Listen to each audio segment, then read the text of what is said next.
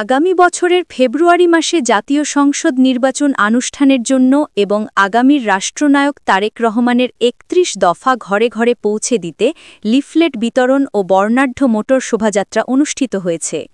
পাবনা থেকে জাহাঙ্গীর আলমের প্রতিবেদনে দেখুন, বিস্তারিত ক্যামেরায় ছিলেন সোহানুর রহমান।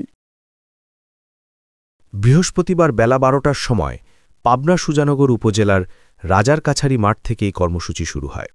পরে সুজানগর পৌর এলাকা প্রদক্ষিণ করে সুজানগর উপজেলা ও বেড়া উপজেলার আংশিক এলাকা প্রদক্ষিণ শেষে উক্ত মাঠে এসে এই কর্মসূচি শেষ হয়। পাবনা জেলা বিএনপির সাবেক যুগ্ম সম্পাদক ও সুজানগর উপজেলা বিএনপির সাবেক সহসভাপতি আব্দুল হালিম সাজ্জাদের নেতৃত্বে কর্মসূচি শুরু হয়।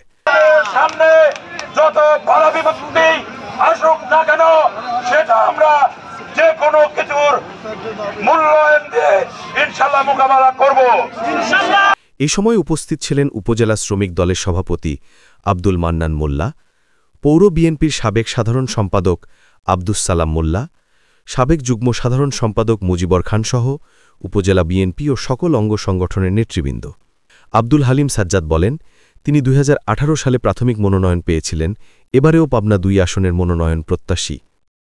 বিগত দিনেও এই আসনে প্রার্থী হিসাবে ২০১৮ সালে প্রাথমিক নমিনেশন পেয়েছিলাম, আপনারা সবাই জানেন।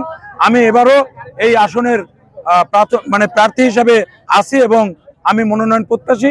এবং এই অঞ্চলে যারা বিএনপির যে সমস্ত ভাইয়েরা আছে, ম্যাক্সিমাম লোক আমার সমর্থনে আছে।